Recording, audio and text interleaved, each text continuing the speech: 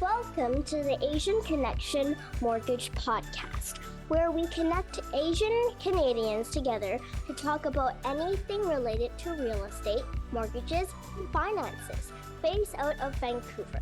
Our host is John Lee, mortgage broker with Arise Mortgage. Grab a bubble tea and enjoy the episode. Welcome everyone to another episode. I am here today with Jade Wong, Realtor from Remax. How are you doing? I'm good. How are you today, John? I am doing amazing, and I'm quite interested in chatting with you because today's topic is a little bit different. Usually, we would have our podcast episode more geared towards clients or people who are just wanting to learn more about mortgages and finance and real estate. But today's episode is a little bit different. We actually want to share this episode to those who are looking to become a realtor Or and broker.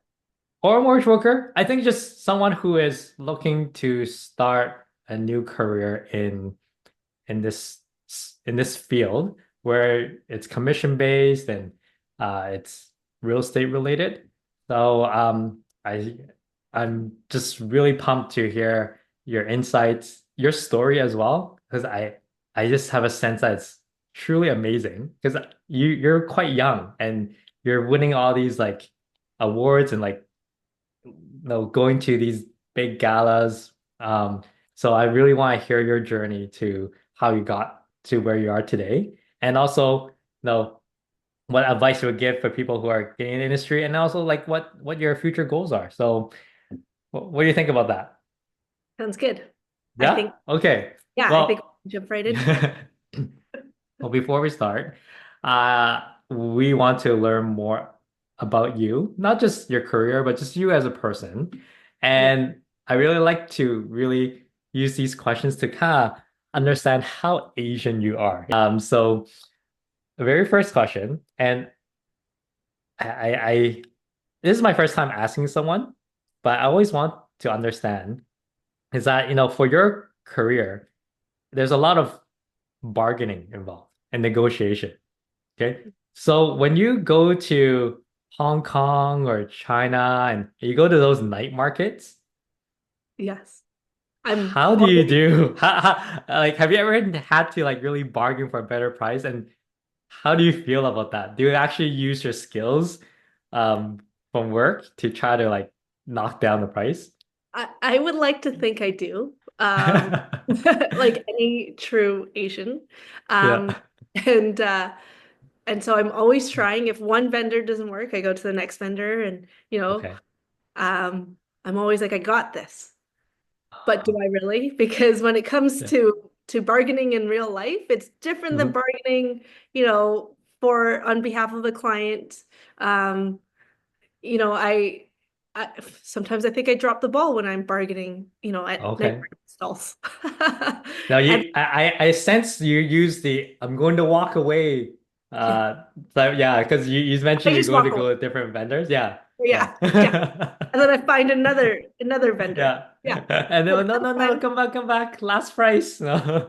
I'll even do that at furniture stores here. Oh, Time wow. I did, you have to drop the tax, you know. Okay. And then I tried walking away. And I remember the first time I bought my very first apartment, I was negotiating on a coffee table, I think, or a fire pit table or something like that. And I was with my friend and I was trying to bargain at a furniture store. And then How did I go? I tried to save the tax and I was like, I'll give you 400 including tax. And Yeah. then it ended up being like it was like 380 and plus tax. So my friend's like, Oh. you didn't save yourself any money, you know that. True. Sometimes it backfires though. Yeah. So, how about like growing up? Like, I know, like for me, I went to like lots of different classes. I went to Kumon as well. How about you? Like, growing up, did your parents sign you up to different classes? And if so, what did they sign you up to? Yeah, I didn't do Kumon. I should have because my math would have been a little bit better. Yeah. But um, I did piano, and so Yeah, okay. I studied piano for 15 years, like really seriously. I got to like the highest level of performing like stage. It's called ARCT level.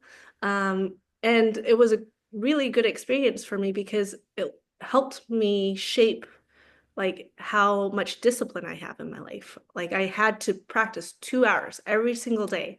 And I was very committed to it. So, I think I take that into my career now, and it's helped me shape how disciplined I am when it comes to my job. So I think, having a responsibility such as like going to piano, going to Kumon is very, very important. And do you still play? I have a piano in my house now, Uh-huh. and I've gotten it tuned after many, many years of not being tuned at my mom's house.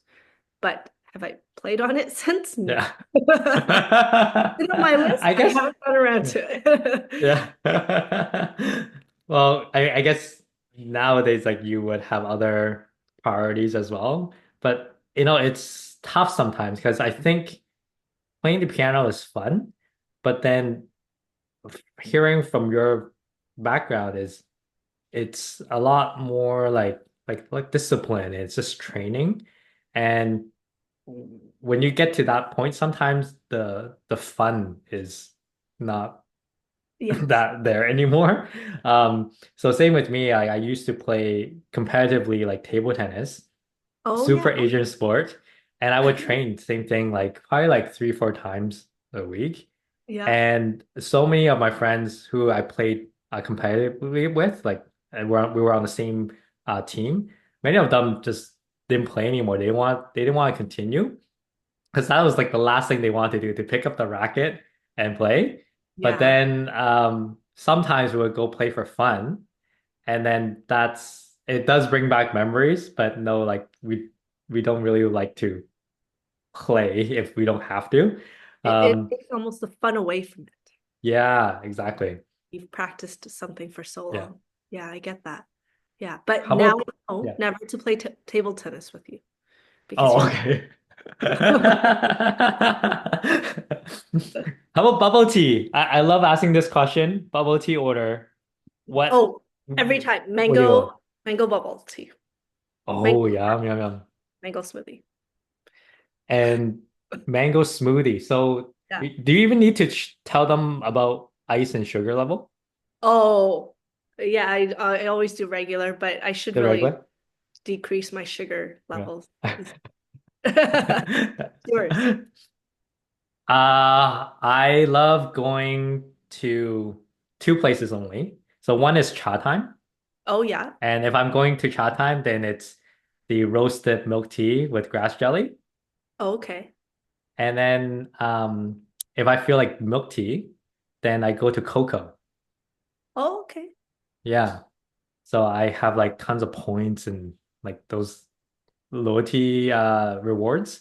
Yeah. Um, And every but year yeah, though I think you get a free drink at that's one. correct. You got it. Yeah. For sure. Like every single year, I look forward to it. I think that's probably like one of the meanings of my life, like why I live, to strive to stay alive for that free bubble tea. Yeah. Last question for this segment is rice or noodles? What's your Oh, go-to? so we were just at M Cafe for lunch. Yes.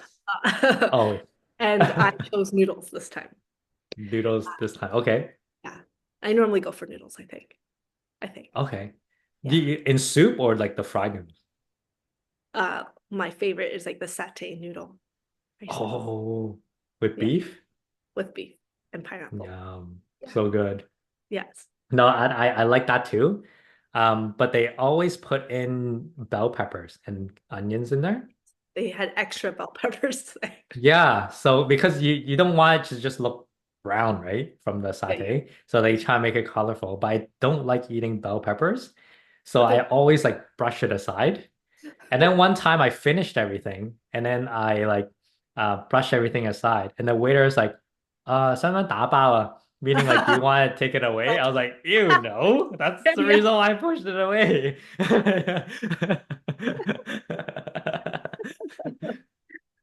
Eat your bell Well, peppers. yeah, that was terrible. I'm like such a bad role model for my daughter. Like, she doesn't eat vegetable, and I'm Oh like, no. yeah, and usually parents like, no, you should eat it. For me, Yeah, I'm like, I like get it's it. okay. I know it. The struggle is real. Like, if you don't want it, it's okay. Oh, that's funny. All right, so let's dive into your career and how you became a realtor. So let's just start off from the very beginning. Like, what inspired you to enter into the real estate industry? Well, I fell into real estate. It was never my Okay. intention to go into Hmm. real estate in the beginning. I was at SFU studying business. I wasn't Hmm. doing great. I was failing my classes, but I thought, why not pick up a part-time job? Yeah. So Okay. I worked for a local realtor, doing open houses because at the time the Asian market was hot in Yeah. Vancouver. Hmm. So he needed somebody to translate for him at open houses. So, I speak Mandarin fluently, so I helped him at open houses, and then I would do administrative work on weekday evenings, and so I did that for a few years, and then after I graduated from university, I thought, why not give real estate a shot? So I got my license in 2017, um, and then I've been doing that ever since. So to me, it just happened naturally. Um, and I didn't rush things. It just happened very naturally for me that I went into real estate, and that I enjoy it to this So day. you were helping someone else doing open house. So after you graduate university, so did you then went off on your own and So not right away. started? Yeah, Okay. so after university, I got my license in 2017. I stayed with him for for a couple of years, um, taking on more responsibility. I became his licensed assistant and then eventually like a client care coordinator. So I was managing all the clients that we would have. So I saw uh, a large number of transactions. At a time. I oversaw it. So, it helped me gain a lot of experience in a very short amount of time. And then in 2019, I bit the bullet. If that's the right saying? Yeah. And I went on my own. Um, and uh, and I was able to use that experience I had gained in the years previous uh, to have the confidence to go on my own because I think a lot of it is having that confidence to push yourself over the edge. And so I did that, and it was a very different experience for me because I had to cultivate a whole new client base on my own, and and um, look for clients and build those relationships from the very beginning. So I spent the last 5 years building my client base. So in Um, 2019, how did you know it was time to branch off and start building your own business? so in 2019, that would have been 5, 6 years that I've been in real estate. So Mm. I felt confident enough that I could do it on my own.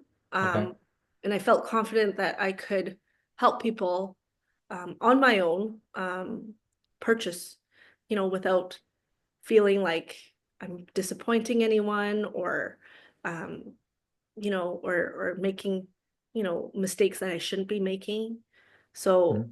I think I took the time to build my experience so that in in 2019 I could feel confident enough to help Got people, it. the So what? Mm. biggest purchases in their life. Yeah. So when you branched off, and have that confidence. It, I'm assuming it's not just like that easy though, still. Like you still face some challenges. Oh yeah. What were the things that were difficult and things that you had to had to overcome? So some of the things I feel like I had to overcome was, um, well, for me, it was a psychological thing. It was going from a steady income, like, to being totally commission based. Mhm. Um, so I prepared for that. I saved up like I think almost a year's worth of salary in case I didn't make any money, so that I didn't feel like I would be financially desperate. Mhm. Um, because one of the things that I've learned is you don't want your clients to feel like you're pushing them towards doing a deal that they're not prepared for because you need the money, Mhm. right? So I didn't want to put anyone in that position. So I saved up enough money for that. But, it's still hard because you would wake up and I'm used to having a routine and I would wake up in the morning and I would be like, okay, what do I do today? Yeah. Right? So I had to build a routine for myself and stick to it, which I'm sure you can agree, John, in the beginning it's very difficult. Oh Um, yeah, very. yeah. And then The grind. yeah, and then you start to get used to it. But I remember that first year, I'm like, what am I doing? Like, I have I have nothing set for the day, or the week for that matter. And you're kind of just following the ebbs and the flows of this life. But I think that was one of my biggest challenges, in that I didn't have a routine, Mhm. um, and nothing was set for me.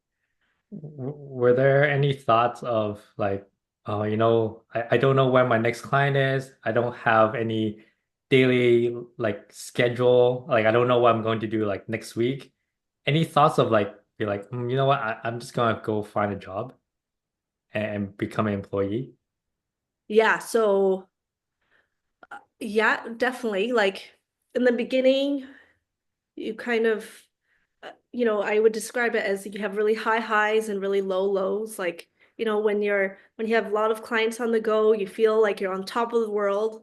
And then it could be the very next day where, there's nothing to do. And then all of a sudden I feel like, you know, you you you fall into this like rabbit hole of Yeah. like, when will my next deal be? It could be like a month from now.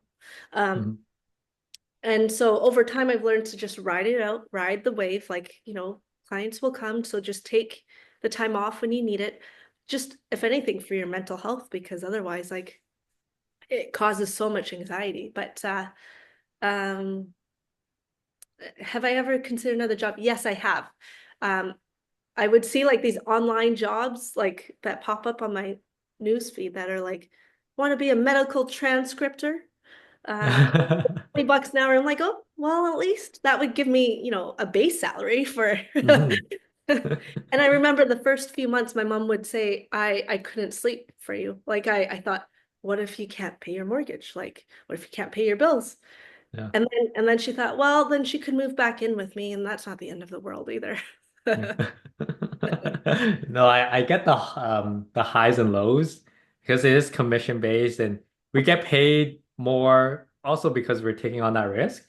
But I think what was really funny is yesterday, I think yeah, yesterday I was on Instagram, I saw a reel and it was someone just dancing, but the caption was um this is my ninth time thinking of quitting uh being a realtor and I just got an accepted offer. So just Yeah, when they were going to quit and then you get like an accepted offer, it's like, oh, okay, I guess I can continue on doing this. yeah. Yeah, no, I remember that first year. I don't know about you, John, but that first year was really tough. I was like, you know, when the money comes in, that's great, but like there's a lot of lag period Mhm. between Yeah. clients, and I'm thinking, is this the right fit for me? Like, you know, it is are these like gaps in the day worth my mental health to not feel like I'm being productive? But Mhm. now it's great because, weekdays I can run errands, I can go to Costco, I can, do things that on the weekends I'll be busier with work so that I can go on the weekdays and it fills up your day. So in the beginning though, yes, it was a little bit tough. So for your keys to success, you mentioned, your piano background, being disciplined. You mentioned about trying to create your own schedule and knowing what you're going to do tomorrow and next week. What else did you do, and how did you build and grow your client base? Yeah, so that's a good question. So um in my first couple of years, every weekend I would do multiple open houses, without fail. Like I would ask, I think my office probably thought I was so annoying in that first year. I would ask realtors in our group chat, hey, who has an open house for me to do? Because I didn't have any listings, I didn't have any clients of my own. So I would take on other people's open houses. Um, and I would try to meet buyers that way. Um, because there's a lot of buyers that come through open houses that are unrepresented.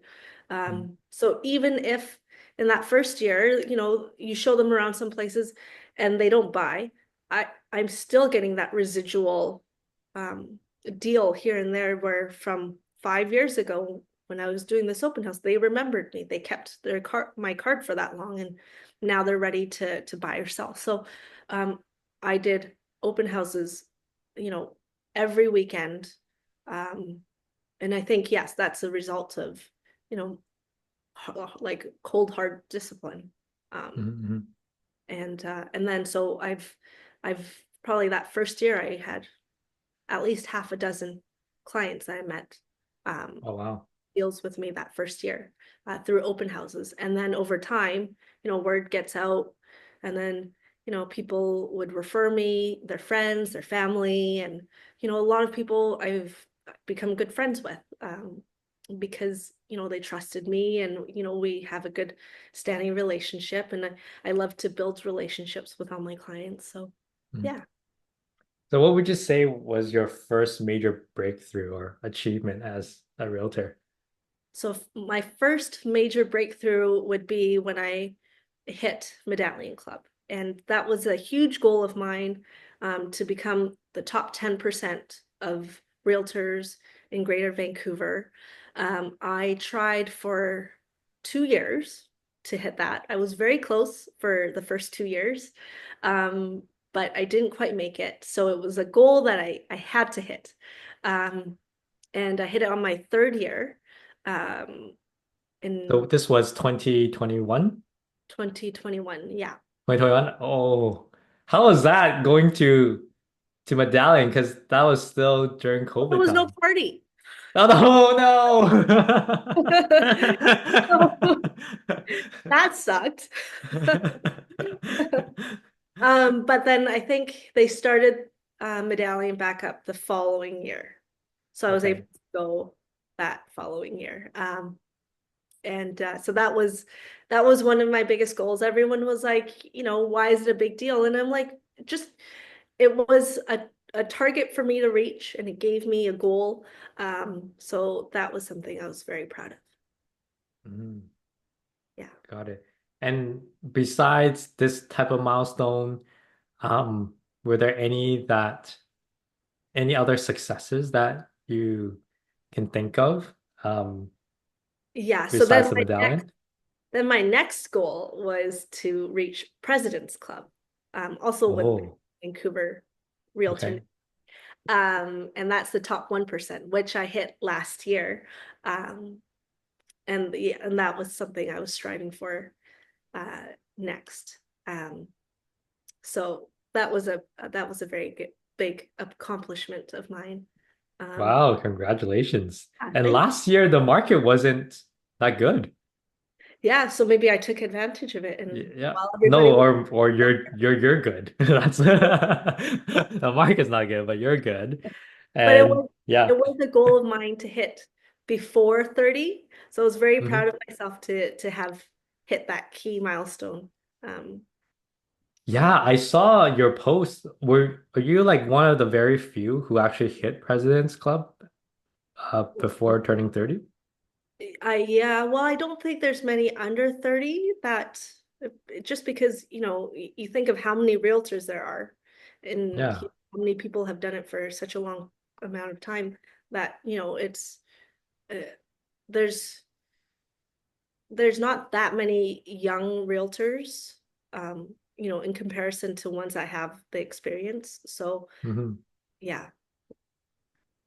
yeah. Um, how about marketing and trying to get your name out there? Uh, what is it that you do to generate leads? Um, so I've never paid for any sort of uh, traditional advertising like bus benches, uh, billboard signs, any of that. Um, I really just use it to build my relationships with my existing clients. Okay. Um, I really try to get to know each and every one of my clients. You know, and I use that money back towards them to continue to grow over time.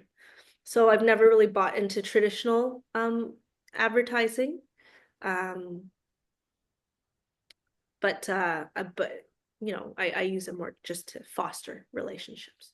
Got it. So you pretty much reinvested into your database Yeah. to foster a relationship, and hopefully they'll buy another house with you, or they would refer other people to you. Yeah. Yeah. Got it. Yeah, that's my philosophy at least. And who are your target clients then? Like, do you focus on first-time home buyers, investors? Do you know if you like have a niche that you would focus on?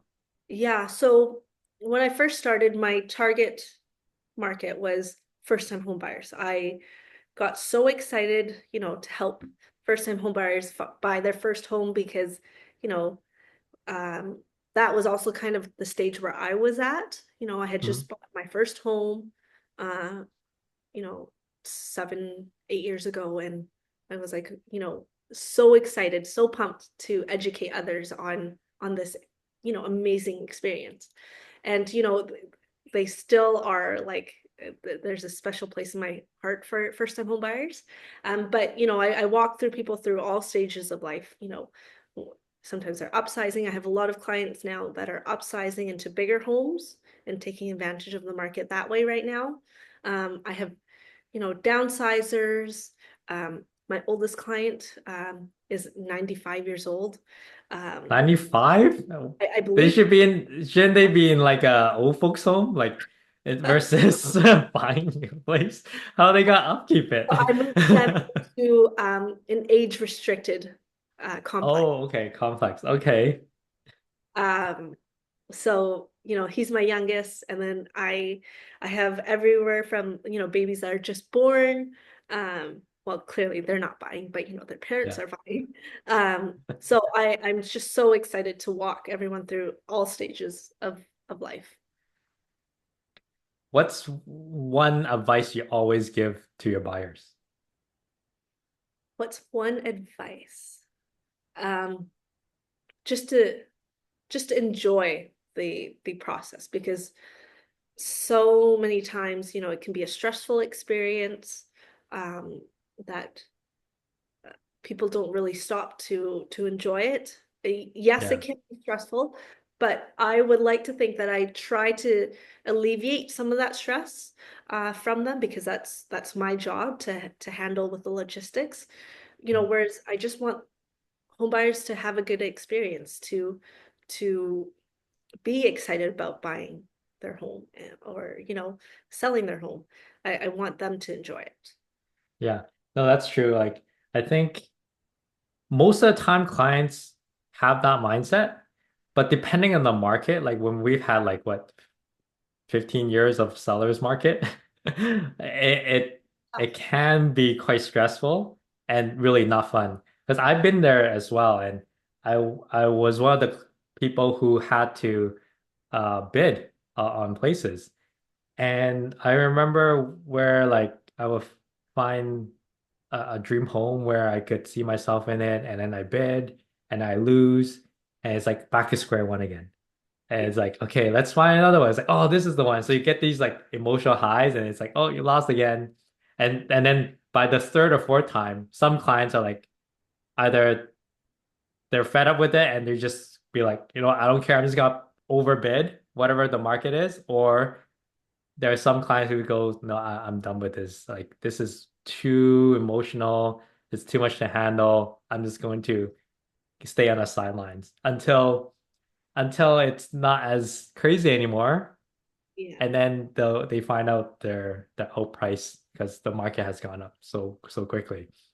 Yeah. But yeah, no, that's a good advice. And yeah, I know like even for me, I do my best because like for them, first time home buyer, it's their first time buying a place. But for us, it's not our first time. Like um we bought our own, but also we do transactions, many transactions throughout the whole year. So we know the process very well.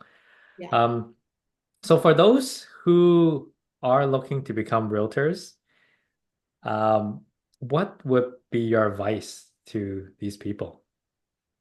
Um, so I don't know about you, John, but like I feel like every few weeks or at least once a month, somebody comes up to me and they're like, I want to get into real estate. And my first question is why? Like, Yeah. what are your intentions for coming into real estate? Because Because it's easy, right, Jade? And you yeah, make big money and just money just falls from the sky. yeah, it's literally that. It's like, it's easy. It's easy to get in. You just take an exam and then you pass and then you're a realtor. Or I think mortgage broker is a little bit more difficult. I think you have a lot more math questions. More math questions, Yeah. but it's the same route though. Like you go to UBC, you take that course, and then a few weeks later you'll pass, and then you just register your license. Yeah, yeah. And then Yeah, and then you get into the real world and you're like, oh, now what do I do? Right. yeah, So a lot of times it's like, oh, you make a lot of money. And yes, that can be true, but also, if you're looking to get into real estate because of the money, I think then you're maybe going into it for the wrong reasons because um, there is so much competition in real estate that you want to stand out from the crowd and you want to be doing a good job for your clients. So I do really really believe that if real estate is something you are passionate about, it's almost becomes a lifestyle. Like I treat it as part of my life. It's not a job that we can just set aside at 5 o'clock and not think about it every day. uh it's something that we might work late into the evenings or early in the morning, um, depending on when people need us. So it really has to fit into your lifestyle.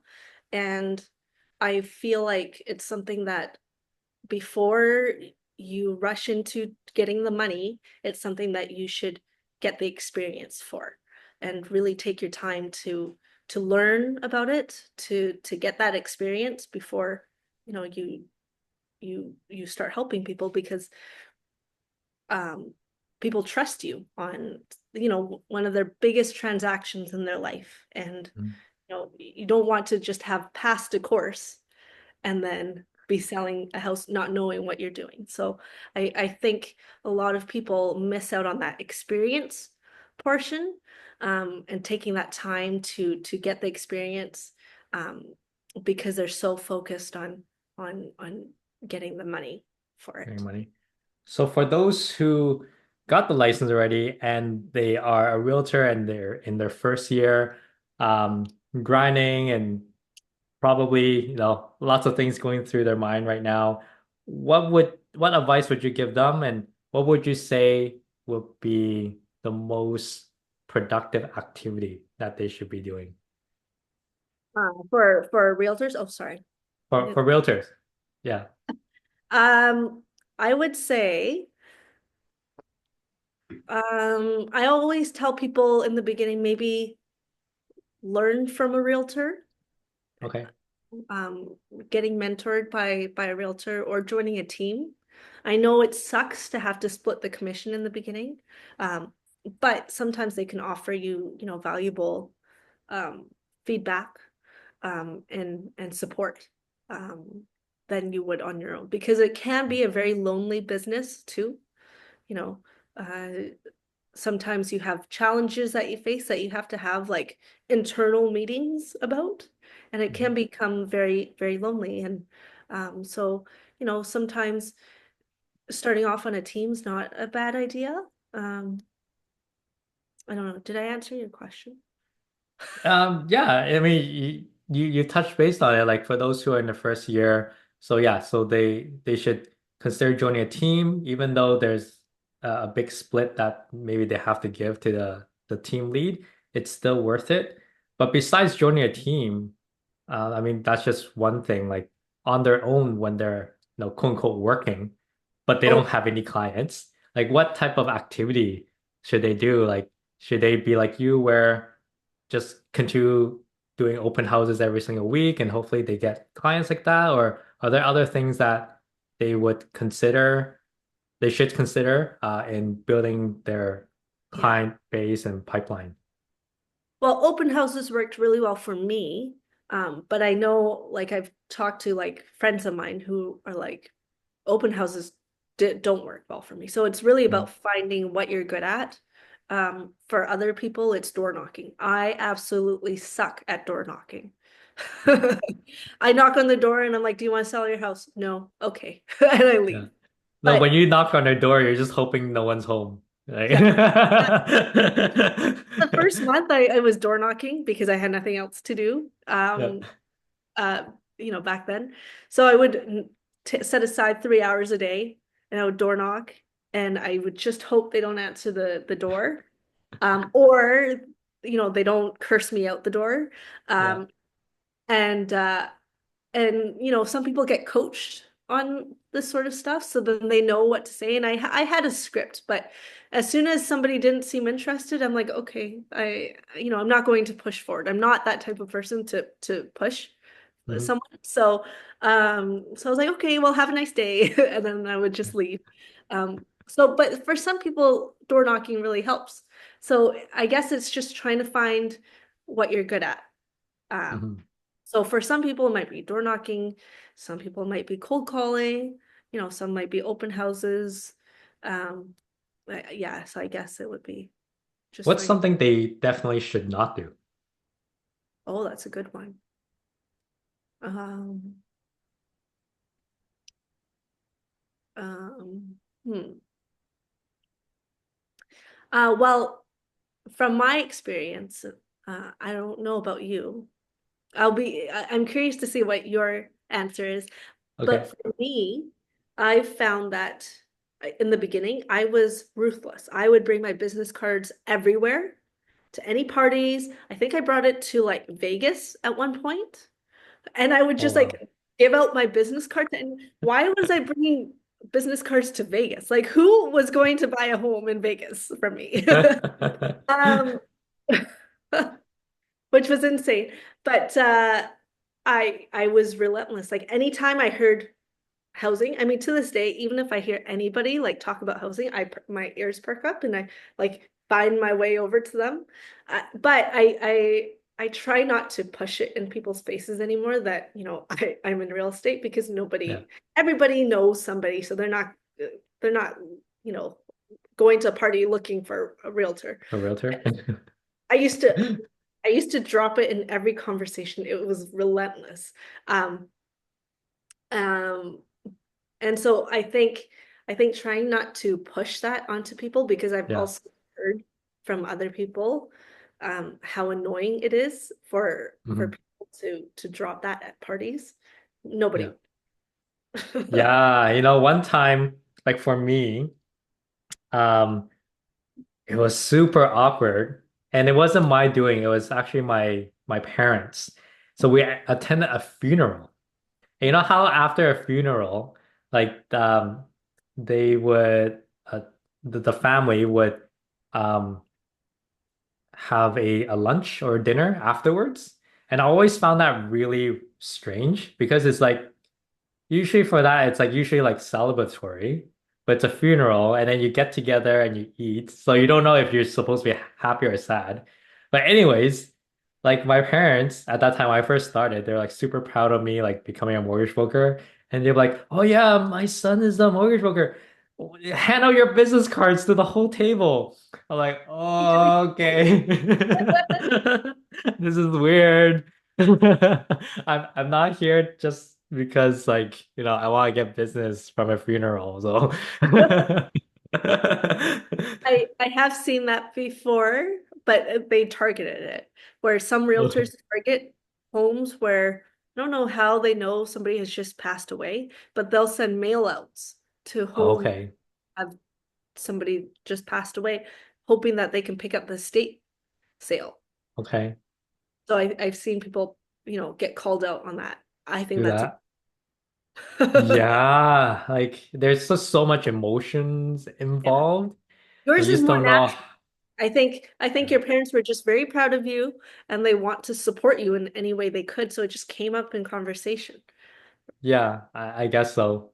But that to me, I was much younger at that time, so I just, I guess I just didn't have experience attending funerals. So that was just really strange. So did you have your business cards on you? I did just enough. Actually, maybe I was missing just one.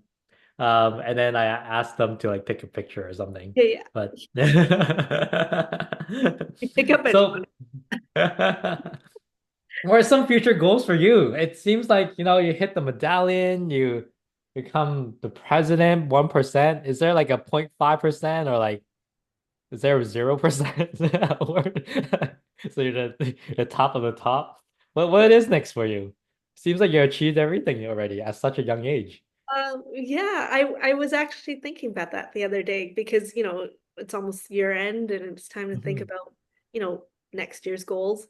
Um, I I would just like to maintain status quo. I think more than anything right now, I'm hoping to maintain a good work-life balance.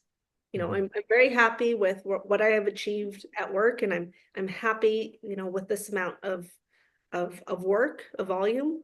Um, but I'm hoping to, also just have a healthy work-life balance because, in the first couple of years, you really have to hustle. And, I think I really prioritized work and my Mhm. career, building my career. So yeah. Yeah, no, that's good. That's something I can resonate as well.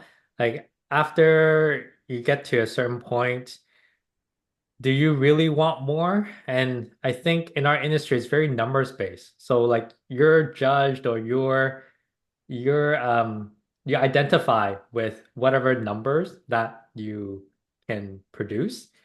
And that can get over the top. Like you just feel like maybe your worth is the number of sales that you produce. And for some people it works. Some like us, like work-life balance, if that's important. I think one goal for me is um, maintaining the same level of service and the production, Yeah. but also think about how to be more efficient. And so still making the same, but instead of working, I don't know, maybe 8 hours, then see if we can work 6 hours Mhm. per day. So something like that, I think is still an achievement, or like in a way, in a sense, you're making more because even though the dollar amount doesn't show, but the number of hours has been reduced. So therefore your pay per hour is much more. So at least, yeah, that's something that I'm working on, and it feels like you're also kind of on that path too, seeing how you can have the balance and really it's how to do the same thing but in a shorter period of time. Yeah. No, I Yeah. get that. Yeah. I know a lot of people are like, I want to hit like 100 deals a year or like, you know, hit this like dollar amount in sales. I don't want that. I Yeah. want to maintain this, as you said, you know, the same level of service for each client. I don't want people to think that I'm, losing them or having to build a team in order to service, the same level of service that I have for my clients. I'm happy with the way things are. I think, my clients are being attended to. Um, so I think if we can maintain that, but increasing efficiency, I think is a good way Mhm. um, to go about it. Yeah. Yeah. So we've covered quite a lot and we're near the end of the episode. Any Oh, last words, anything you want to share to people who are listening right now that we haven't covered yet? well, I think we should ask you a question. Oh, okay. What, my question for you is, what is like one key milestone that you've had in your career? Oh, I would say it would be 2018. When I hit um the Rising Star Award. I don't remember the percentage. I was top 10 or 20% in all of Canada in 2018.